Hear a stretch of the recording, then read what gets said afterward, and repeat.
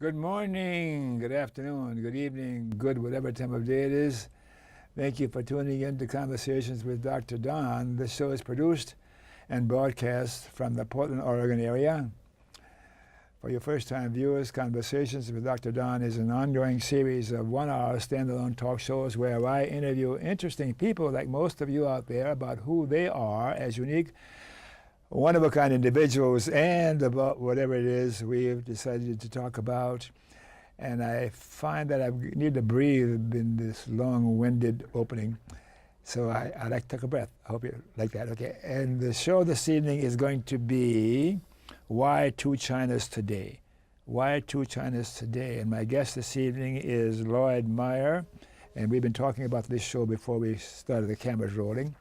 And good evening. Good morning. Good afternoon. Good to be here, Dr. Don. You're good. I try to pick up fast. How are you feeling? I'm feeling great. How are you feeling? Are you nervous? Always. That's my MO. Yeah, me too. But if something's important, I figure that's why I get nervous. It is important what you're going to be talking about tonight. Such times you've spent over in China and Taiwan. Yeah. Over the last few years, especially the last 7 or 8 years. Yes. Yeah. So as I mentioned earlier, the show goes into two major parts. The first part is what I call the bio part of the who are you. We'll talk about who you are personally, so the viewers will have an idea where you're coming from when you talk about China and anything else that comes up. And that usually splits about 30-30 or somewhere around there.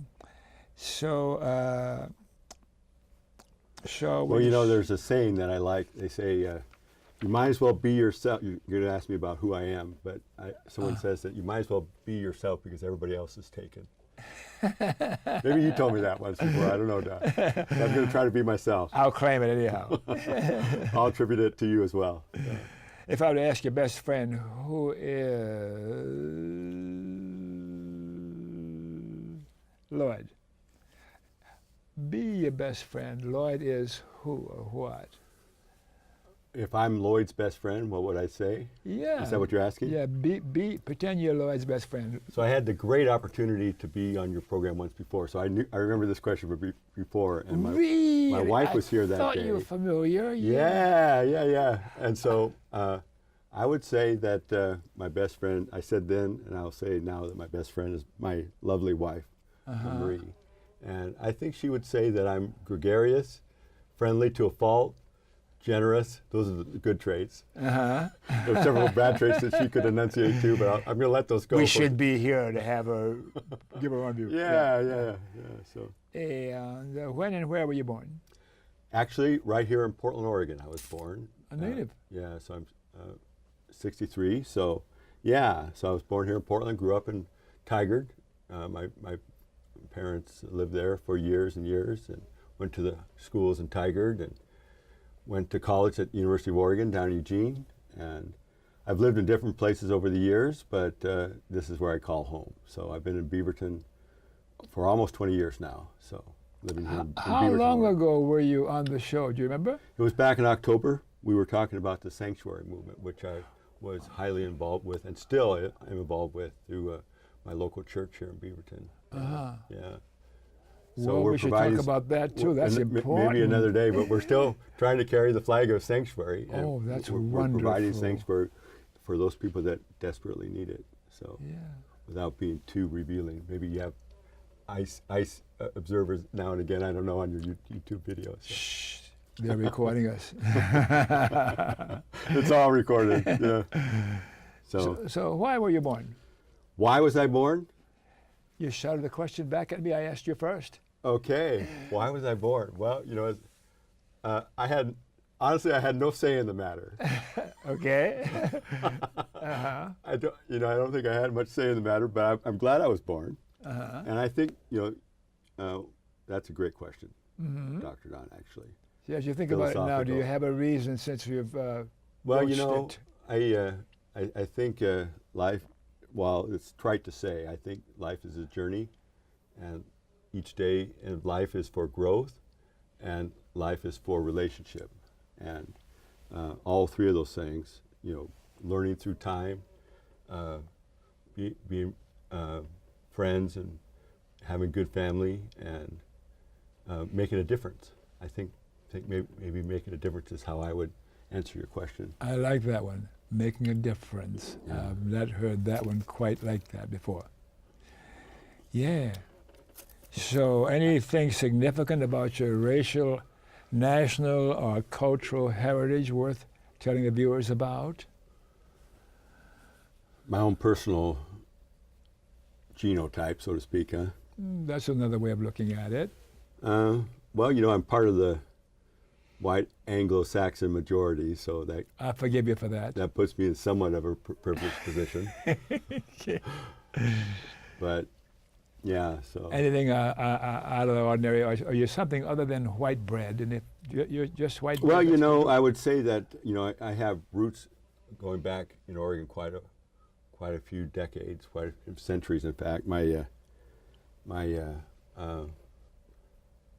father's side have been here in Oregon since 1880, and my grandparents on my mother's side came from Finland Oh, in the early part of the 20th century, moved to Coos Bay. So Scandinavian roots, way back, maybe some German roots. That's my last name is a German surname, so I have that connection, but I think that part has been watered down considerably over the generations. and who knows what happened? But never mind.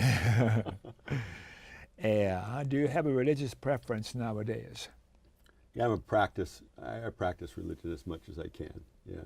What kind of a religion? Well, I attend a Lutheran church here in Beaverton, and I call myself a Christian. So I would say that that's a pretty important part of my life. So yeah, I relate to other Christians and non-Christians for that matter. Yeah. So that informs.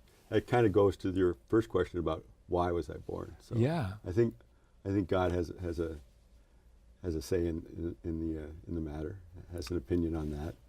Does she have anything to say about it? You know how goofy I can be. Testing your allegiance to Christianity. I believe in a personal God, so yeah, Yeah. I would say yes to that question. Yeah, that He or She, the divine in all of us. Yeah. So I also believe in revelation, so personal revelation. Of course. So I kind of walk, trying to do His will. Okay. So that's how I'd answer that. Yeah. That's good. Were you always a Lutheran? Was I always a Lutheran?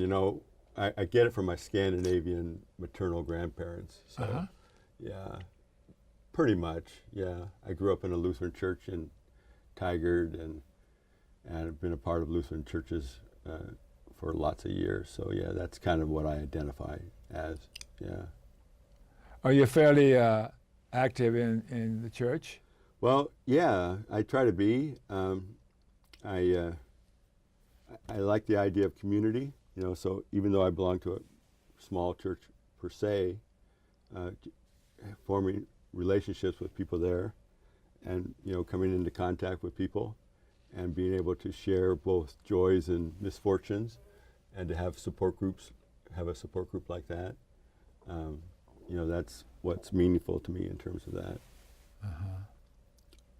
So that's been good for you. I think so, yeah. Not to be pushy, Don. Not trying to push any dogma, especially on live TV. Well, everyone else does it, so why don't you? I am. I see to experience in years, and I see that, people are different, so I can learn from everybody. I've learned from you from watching your programs over the years. So you're a fan, huh? Yeah. Not to butter you up or anything like that. I'm ready. Always. I appreciate the strokes, yeah.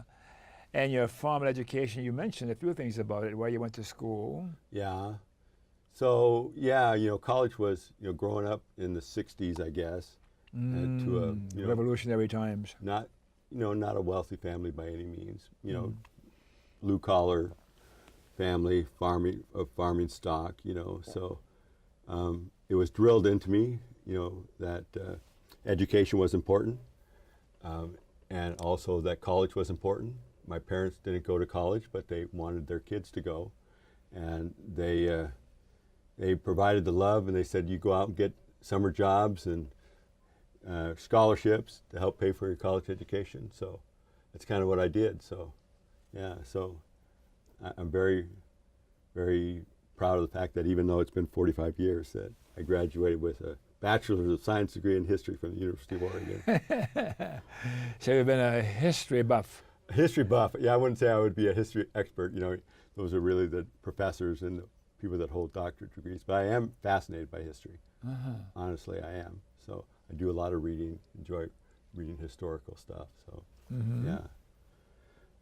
So any more thoughts about history that you're curious about? Ancient history or recent history? Or Yeah, I read all types. You know, I'm mostly a reader. You know, I don't profess to have any great historical themes that I could, you know, talk about. But I just think it's just fascinating to me. You know, not only just to not just to live in the past, but to kind of understand why we're at where we are, and you know what it means in terms of where we're going. So. I do read some Chinese history too. You know, I even have tried to memorize the order of the dynasties of 3,000 years of Chinese history. So. Oh my God! You want to overload your brain. Yeah, and that's not hard to do, to overload my little brain. But yeah, it must be fascinating. History as long as China. Yeah, you're really talking. I mean, they say 5,000 years, but you know, there's really. Yeah, it goes back several thousand years anyway, and a civilized country, and you know, there's a lot of. Again, you ask the question why things are or why I'm here, but I think just to understand, for me to understand China, to understand their history helps. You know, so that's kind of why I study that aspect of China. Do you still earn a living by working? Me? No, I'm one of the lucky ones. You know, it goes back to that concept of white privilege. I was able to get a job with the federal government way back in 1982, working for the Bonneville Power Administration here in the Pacific Northwest, in Portland and Seattle. So I was able to retire at the age of 55. Oh, so it's almost 8 years ago I was able to retire. So I have a nice pension, had a nice job, great job, earned good money as a federal employee, and was able to retire at 55 so I could do this travel to China that we're going to talk about tonight. So in my retirement, I've been to mainland China 5 times now. I just got back last Monday night, in fact, a week ago today I got back. And I've been in Taiwan 3 times. That's where my wife is from, actually. My mother and father-in-law came from mainland China, but my wife was born and grew up in Taiwan. So that's the reason for your fascination with China? Well, you know, I would say interest in China. Yeah, you know, it's funny. I guess not to bore you with too many personal details, but I was in the Peace Corps for 3 years, and I got back to Portland and was enamored with the idea of working overseas, as we say, again. And about that time, China was just opening up to the West. Yes. And things were changing there, and I somehow got it in my mind that might be an interesting place to go work. And Peace Corps in China. Well, I was a Peace Corps volunteer in Costa Rica. I should make that clear. But there is Peace Corps in China, actually. There's in fact, a good friend of mine is the director of the Peace Corps China effort in China, and there's about 200 Americans in China teaching English at various universities in several provinces in southern China. So, yeah. That's a whole other story, Don. We could really get... Yeah. We need another hour. What about your Peace Corps activities in Costa Rica? Oh, it was great. It was a great experience. For a liberal arts major, you know, first with a degree in history, I went to teach Costa Rican farmers how to farm. Can you believe that? They've been farmers since the time of Columbus, since the time of the Mayans, but, you know, in our idealism, we send liberal arts majors down to Central America. But I had a great experience, wonderful experience. Actually, it was a time of my life, and really kind of a life changer. You know, kind of that experience was just something that has shaped the rest of my life. Can you say a few words about how it was a life changer, that experience in the Peace Corps in Costa Rica? Well, What stands out for you? well, you know, it was a program. As you know, it was a program started during the Kennedy administration way Yeah. back in the early '60s, and you know, I mentioned at first, you know, being able to make a difference, and so I think that was the motivation. You know, it was it's an idealistic organization, has an idealistic motto or mission, but of course, you know, I was 24 when I went, and hadn't been out of Oregon much, and you know, you are filled with idealism, but you learn quickly that other cultures, Real world out there. yeah, well, you know, you realize that if you're going to help somebody, you have to learn, and Yes. you know, you have to learn their culture, learn their language, and so that was a big part of it as a young man. That just the eye-opening aspect of being in another culture, you know, similar to, you know, it's Western culture, of course. So I was, you know, it wasn't totally foreign like China was for me, but Yeah. you learn that there's different ways to live, you know, and Costa Rica has a lot of things going for them, as you probably know. I mean, they have back then this was the early 1980s, you know, a very strong, democratic, free country, and very well educated. So I worked with farmers. I worked for a research station, agricultural research station, for quite a bit of the time I was there, and we were working on different crop routines and different aspects of agriculture, working directly with farmers. So it was just a wonderful experience. Yeah. Do you have a wife, a girlfriend, boyfriend? I got to name them all, you know, to be sure to cover them. You have any of those? I try to just have one. Oh yeah, currently we're talking about. Yeah, my wife Marie. We've been married. What has it been? 32, 33 years. That's a while. We met. We met. Did I already say we met here in Portland? I don't know. Maybe that was before we start the cameras rolling. But she grew up. My wife came over to get a graduate degree from Portland State University back in 1982, and she took a part-time job here in Portland teaching children of Chinese parents the Mandarin language. And I was, as I mentioned just a few moments ago, I was interested in maybe going to China, working. So I wanted to learn the language. So I enrolled in the school, and she was the first year teacher. So I was surrounded by little kids trying to learn po po mo fo da tanala, you know, all these little vocabulary words from Chinese. So that's how we met. And I offered to help her on. She was very fluent in English, but she needed some help in writing graduate term papers. So I offered to help her out. So that was kind of our first date. You know, I would proofread her papers for graduate school in the Department of English at Portland State University.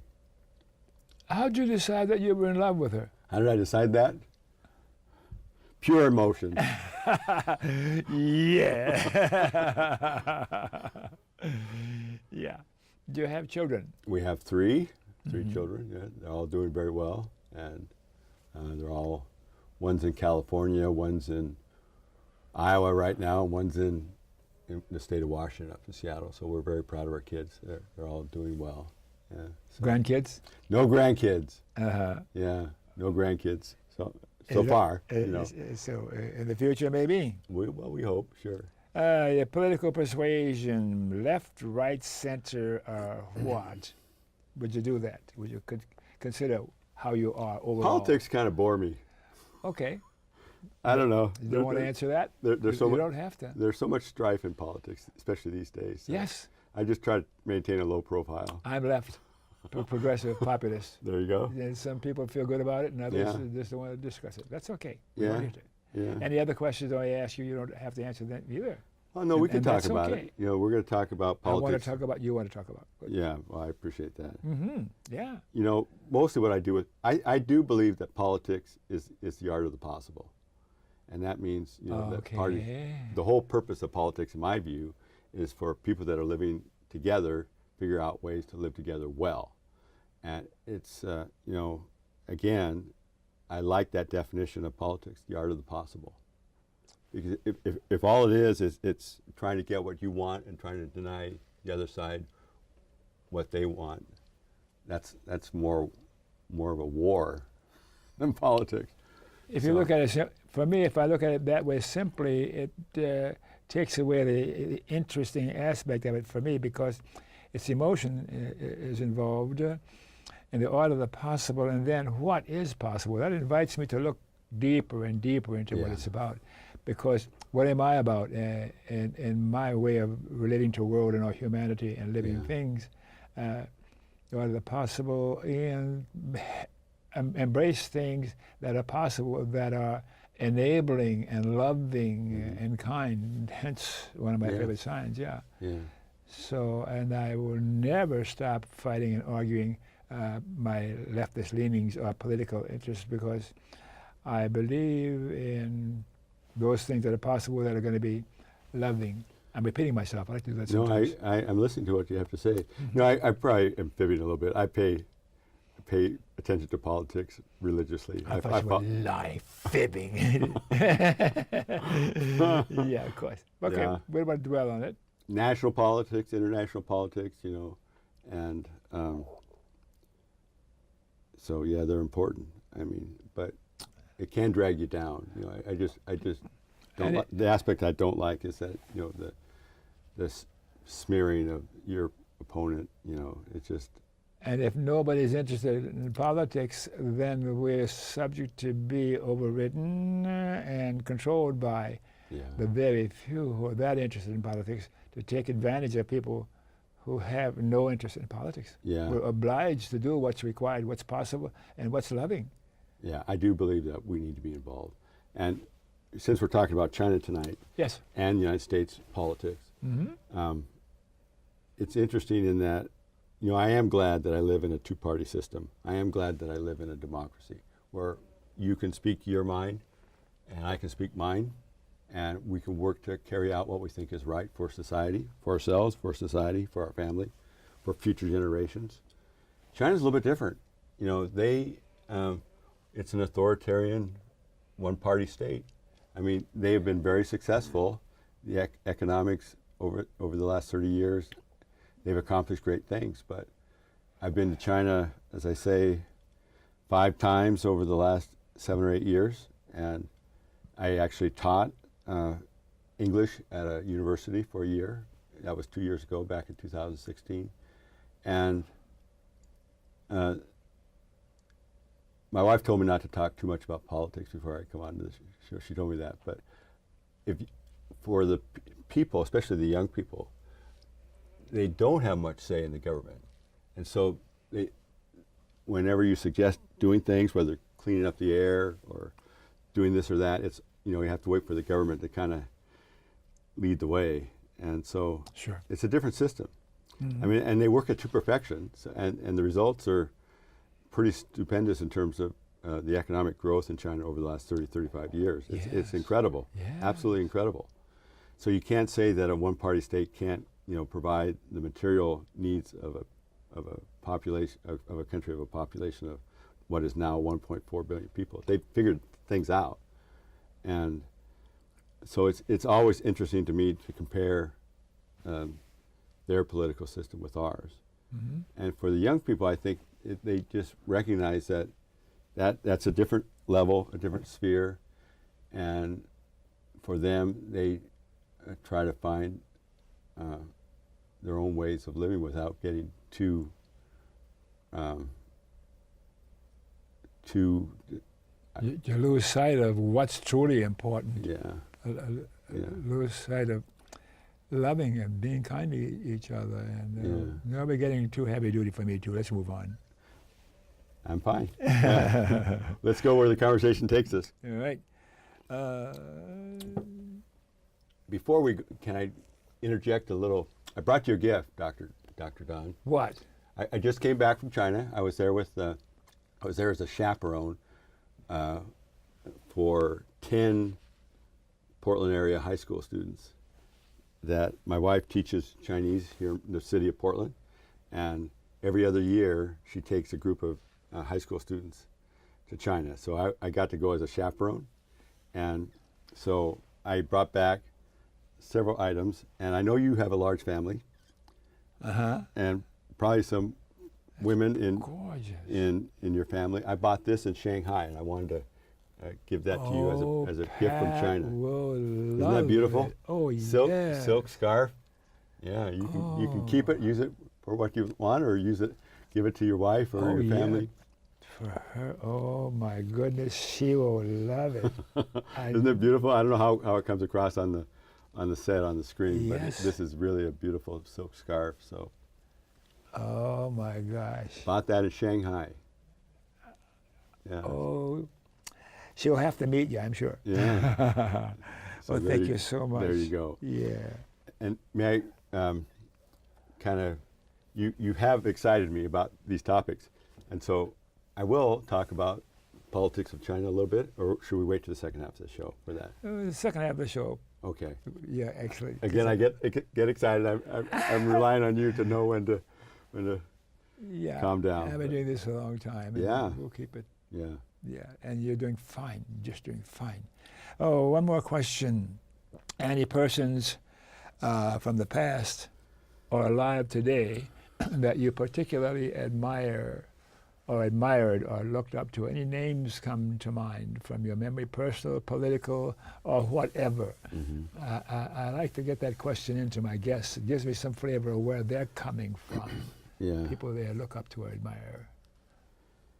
There's a lot of people. I think when I was on the show before, I talked about my dad, so who has had a tremendous influence on me. But I think in terms of political leaders, right here in Oregon, I mean, I could pick a couple. Sure. A couple of Republican politicians from Oregon's past. Tom McCall, the governor of Oregon. There was a time when they made a difference Yeah. with Democrats and Republicans, because I remember the time when Jacob Javits Yeah. and a few Republicans back in the day where they were liberal or leftist, Yeah. and not just conservative or beyond conservative, if I Yeah. may. Yeah. So Tom McCall, I admire a great deal. Yes. And he had that East Coast sophistication. He grew up came from Boston, but he did so many good things for the state of Oregon.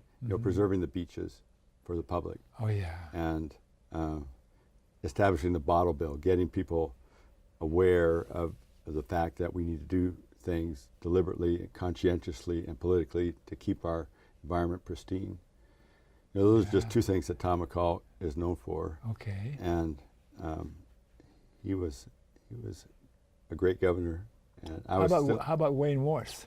Wayne Morse, I admire as well. Yeah. Because Peace Corps, I'm putting the pieces together here about where you're really coming from. All will be revealed in due time, Dr. Dunn. Yeah. Yeah. So, Wayne Morse, Tiger of the Senate, along with the Alaskan senator, was only one of two senators that voted against the Gulf of Tonkin resolution. Yes. That started the war in Vietnam, essentially. So yeah, I mean he got burned for it because he got thrown out by Bob Packwood in the following election.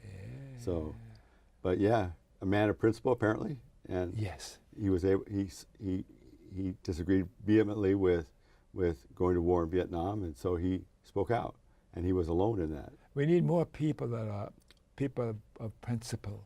Principle, what is that anymore? Yeah.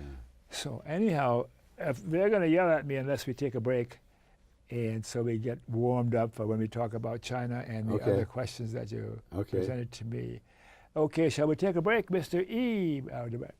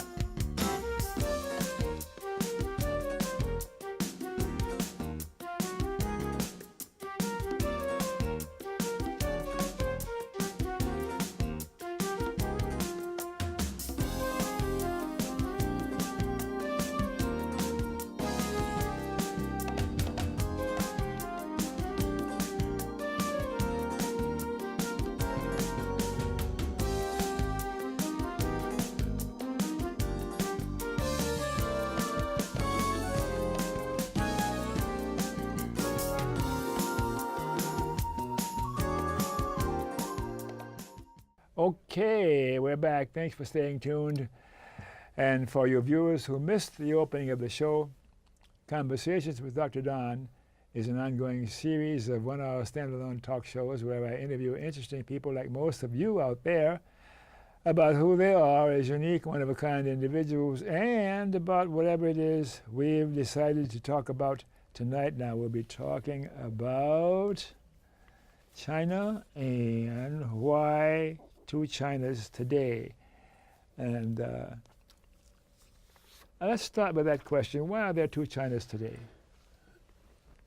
Well, that's Too political? well, no, it's a very large question, I think. But Of course. and I mentioned in the first half hour, that I love history, and so I suppose I would start to answer that question just by referring to some of the history. Sure. My wife Marie is from Taiwan, but her parents came from the mainland China. My father-in-law was a colonel in Chiang Kai-shek's army that got chased off the mainland back in '49 Yes. and Interesting. landed in Taiwan. So, Uh-huh. so why there's two Chinas? Yeah, Yes. You probably know, and probably most of your viewers know some of the history of World War II, and That's kind of a while ago, though, so A maybe while a few back. words about it. Some of our viewers are rather young compared to us, or even you. yeah. Well, so my first trip to Asia was to go to Taiwan, and so my first experience with Chinese culture was in Taiwan, and I was able to go to the mainland, what I call mainland China, for the first time in 2011. Oh, that's fairly recent. Not too long ago, and so I mean, you could look at it in terms of who their allies are. I mean, Taiwan was basically a creation of the Of the West. of the West after World War II, when after Mao Zedong and the Communist Party won the revolution in 1949 and established a communist system in China. So. You remember it. Yeah. If you go to China, you'll see in all the different cities that I've been to, there's always a statue or a memorial to the people that fought the revolution. They remember that. It's very important. Chairman Mao. Chairman Mao, his picture still on Tiananmen Square. Mm. And so, yeah. You have another question? Or Yeah. So that's why there are two Chinas today. And it seems as time has gone by to identify countries and cultures in terms of political, as they used to be able to do 30 or 40, 35 years ago, it's so hard because communist China is so capitalist nowadays, so it's kind of hard to say it's communist. It's a mixture, isn't it? Yeah, definitely. I think that part, Mao Zedong was in power from 1949 till his death in, I think, around 1976. And they went through a lot through they went through the Cultural Revolution and all kinds of things that really roiled the society. And so, but by the late 70s, they were a country of 750, 800 million people, very, very poor. And so the next generation of leaders, namely Deng Xiaoping, realized that we got to eat, and so he liberalized not so much the political system, but the economic system. Invited the West in, realized that there's things that could be learned from the West, welcome the West, business in to invest, to bring in technology, and to basically grow the economy. Does present-day Taiwan have any leftist elements in Taiwan? The current, you're asking about the president? Yes, the present system in Taiwan. Yeah, it is a democracy. I mean, it's a democracy. They have a two-party system, and their system is basically, it's interesting because Chiang Kai-shek, his whole efforts for the first few years in Taiwan was to somehow retake the mainland, right? You know, which dog wagging. and so he established an authoritarian regime on the island of Taiwan as well. Yes. And the thing was, when the people of the Kuomintang, or the Kuomintang, as some of your older viewers might remember it as, Yeah.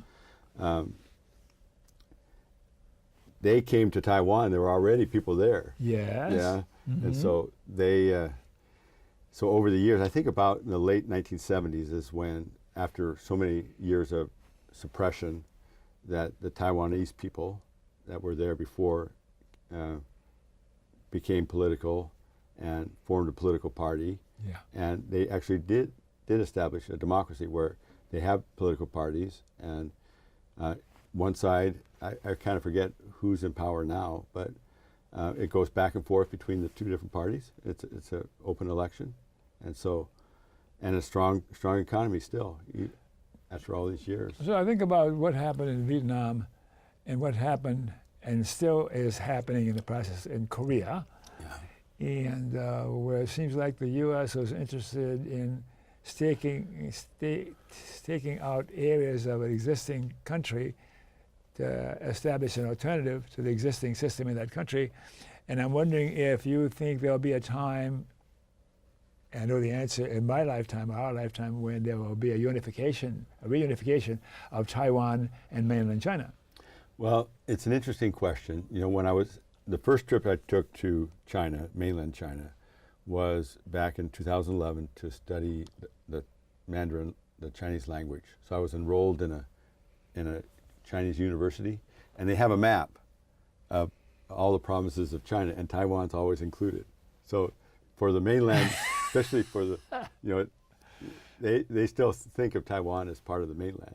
And as I mentioned, you know, the people that first came to Taiwan from China saw the rest of China as theirs too, and theirs as a legitimate government. You know, that's a good question, and you know, there's all kinds of economic ties, and there's freedom of travel between Taiwan and the mainland now. Yes. And you know, there are people, I think, in China that, you know, may want reunification, but you have, you know, the people that were there before that want to be independent.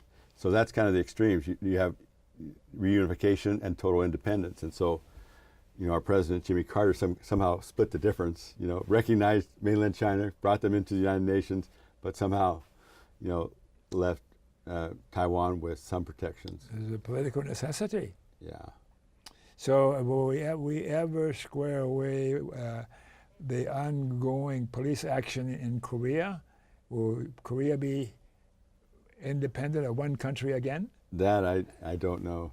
I know Donald Trump is going to be meeting with Mr. I can't even say his name, the leader of North Korea. Yeah. Sometime soon. Don't have an opinion on that because the CNN, the authorities are recording this show. Okay, well, forget about that. Yeah, I don't know. You know, we certainly don't want a nuclear war. And, oh my gosh. And I just read today in the paper where I can't, for the life of me, I can't remember the North Korean leader's name right now. Yeah. Un. That he's willing to reduce his nuclear stockpile as a condition for. If it stops strangling him. Yeah. Yeah, I would rather live in South Korea than North Korea, though, Don. You know, I definitely would prefer South Korea over North Korea. I don't think there's a question about that. Okay, let's continue on. Taiwan, a politically free country surrounded by authoritarian regimes. Yeah, should we talk some more about that? Taiwan is not an authoritarian regime, or is it? Well, you know, as far as I know, you know, again, it's a democracy, and I've had a chance to visit there 3 times. It's been, and you know, when I've been there, I've been with my wife's family, so I've talked to people about the political situation. I just think that an interesting viewpoint that is held by many people from Taiwan is that their neighbors is big, and it's worth their while and to maintain some kind of relationship with them, whether it's economically or politically or however it is, and just to survive. So Yeah. So you were in the Peace Corps for a while. You have some severe leftist leanings, so I'm surprised how you can be moderate in looking at Taiwan's existence and the reason for its existence.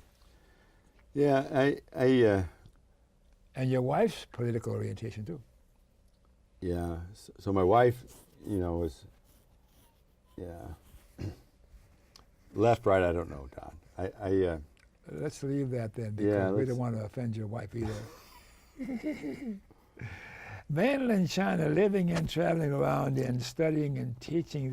You did all these things there in mainland China when you were there. Yeah, so, I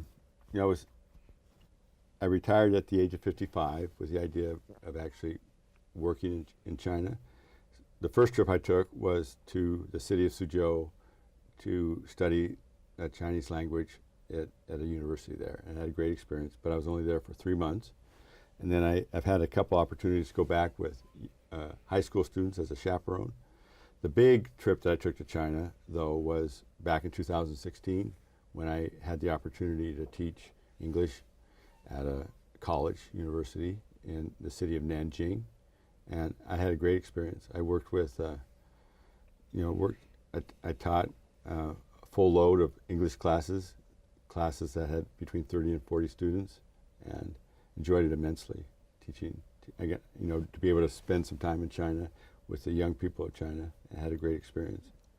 And then, as I mentioned when I handed you this silk scarf from Shanghai, I was just there for 2 weeks. I just got back last Monday, and had a great time, great experience, traveling around to the cities of Shanghai, Nanjing, Suzhou, Hangzhou, and each city has something special to offer. Mm-hmm. But in previous trips I've traveled to Beijing and the city of Xi'an, so I've had an opportunity to see quite a bit of the country. And I go there, hoping to improve my Chinese language ability, and so I go there and try to practice speaking the language. But so many people there speak English, so everybody, especially the young people, they've grown up learning English in primary school, high school, and college, and you meet so many people that are just fluent in English, and they want to practice their English with you. So it's that aspect is incredible to me as well, that a lot of these kids are bilingual, that they've learned English just as well as they've learned their Chinese language. So that was very, very interesting. Let me expand beyond probably where we need to go. What comes to mind now is the Three Gorges Dam. Yeah. There was a big controversy that lasted for a long, long time about whether this was a worthwhile project at all. Worthwhile in terms of the benefit of the general population. Yeah. Any thoughts or well, about that? So I haven't seen the Three Gorges, but I've seen pictures of it, and they put it on the Yangtze, in the northern reaches, or the upper reaches, I should say, of the Yangtze River. Mm-hmm. And so, where I live, Nanjing, Shanghai, and Suzhou, they're all in the Yangtze plain, floodplain, I guess you would call it. Yeah. And so, and the Yangtze River runs right through Nanjing, so I was living right on it, in fact. I think it's all part of the political plan to increase their industrial might. And so I think that especially the communist system takes tremendous pride in providing for their people, and for them it meant to be able to generate enough electricity to industrialize the country. So, what was lost, I mean, is terrible. But, yes. But sort of like and what and the people that lived there apparently didn't have much say one way or the other. That it was the government decided that was what we're going to do, and they did it. Yeah. So. Did you go to Shanghai?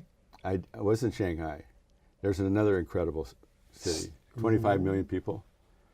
Just jammed together. Huh? Yeah, especially on in the city streets, the markets, and on the subways. Yeah, it's for a kid that grew up in Oregon, and where Portland was the big city, to go to a city of 25 million people, it's a whole different atmosphere.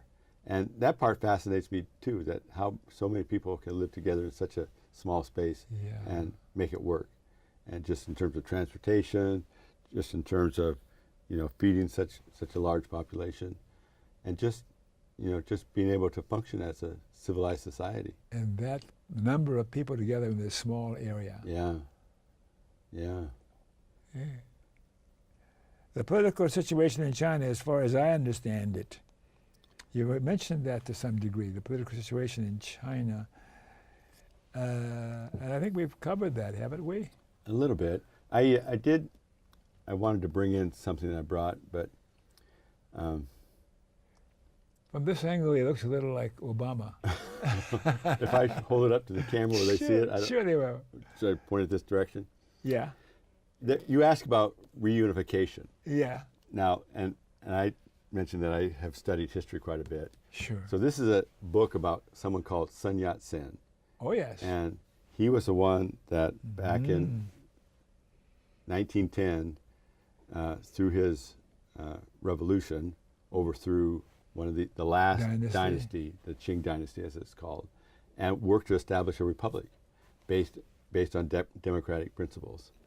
And didn't quite work out. He died young, and then you had World War II, and then you had the Communist Revolution. But it's interesting that this man is revered both in Taiwan and in mainland China. In fact, in the city of Nanjing, which is in Jiangsu province, the capital of Jiangsu province, they have this mammoth mausoleum, is what it is. But it's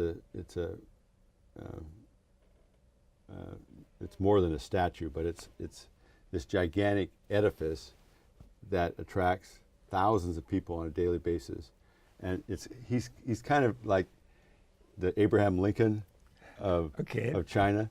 In fact, he modeled much of his democratic work on Lincoln's work, and this mausoleum, you climb 300 steps up to the actual top, and there's this big statue of Sun Yat-sen sitting much like the Lincoln Memorial, Washington, D.C.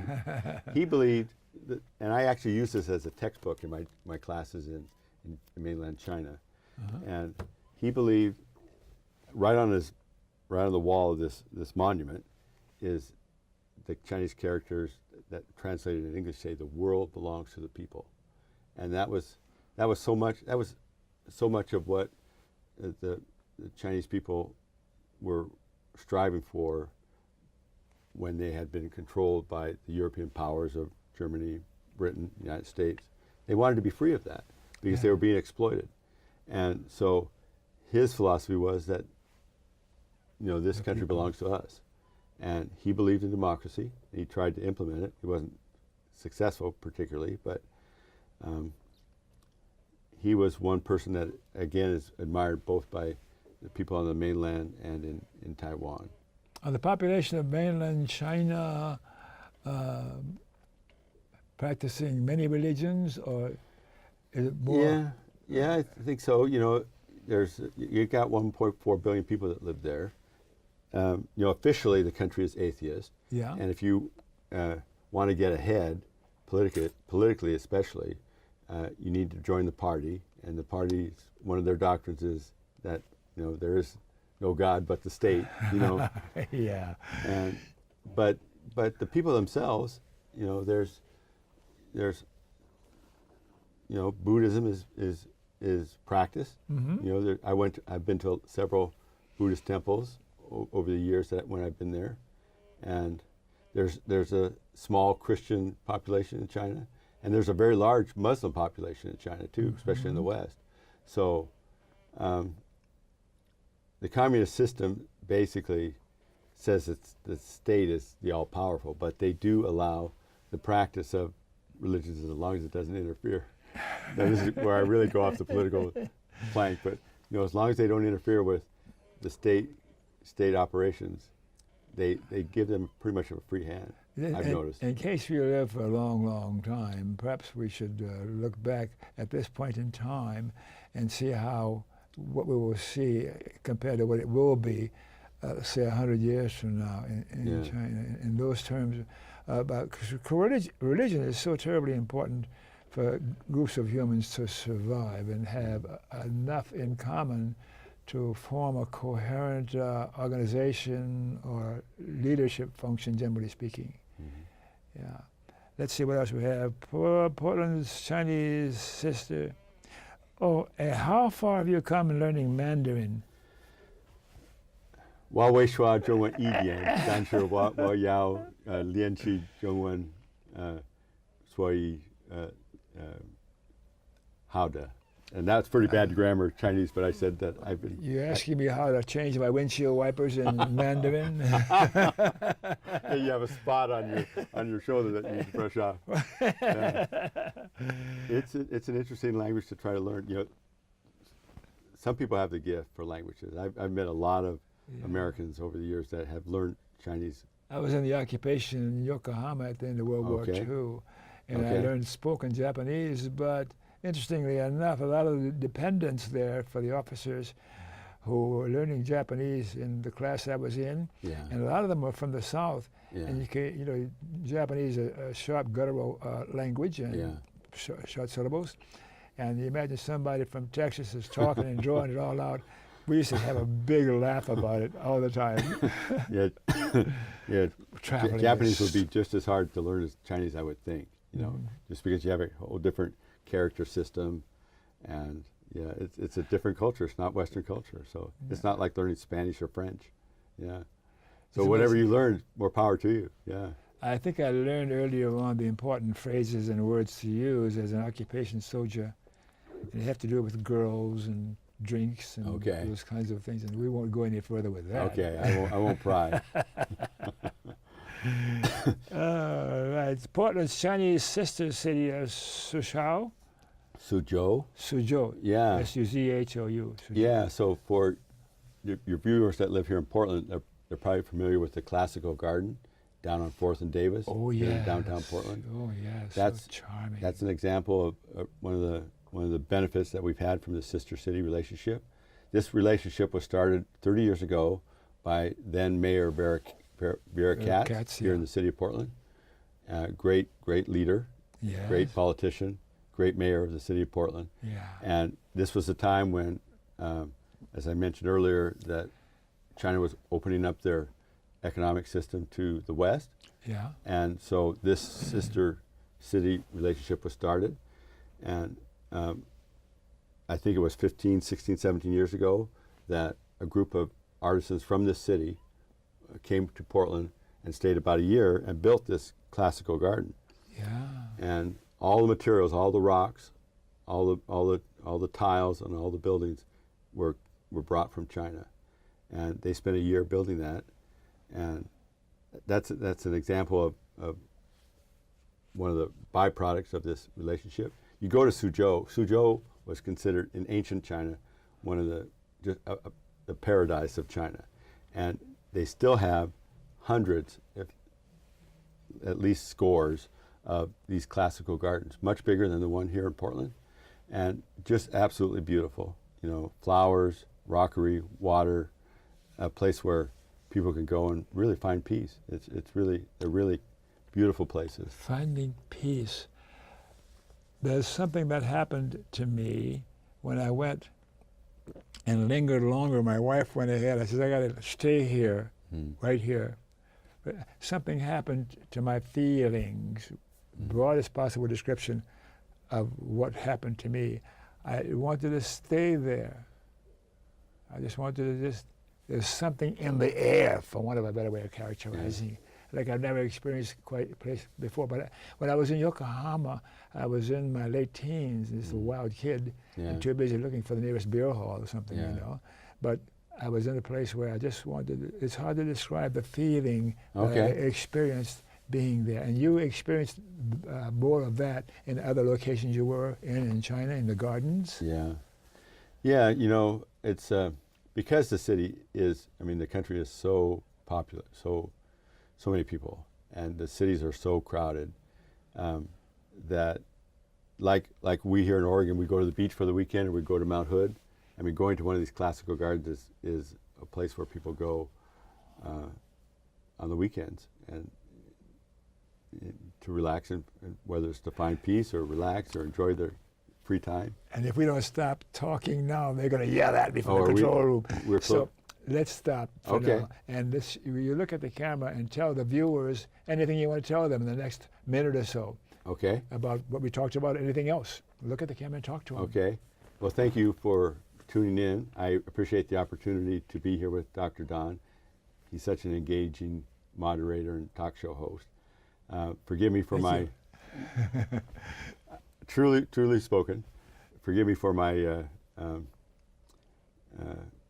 inability to express totally what China's like, but I appreciate you watching this program, and I would say that China is a fascinating place, and I've just been lucky enough to be able to travel there, study there, work there, and I'm just very happy to be able to come back to the United States and share some of what I've learned and experienced with your viewers, Don. Will you bring me with you next time you go back? You're going in my suitcase. Yeah. We'll bring you All in. right, it's about time for us to say goodbye, and thanks for watching. Remember KFC, not Kentucky Fried Chicken, Dr. Don's KFC. Kind, friendly, and charitable to you too, and you too, and you too in the control room. Thank you, and we'll see you next time.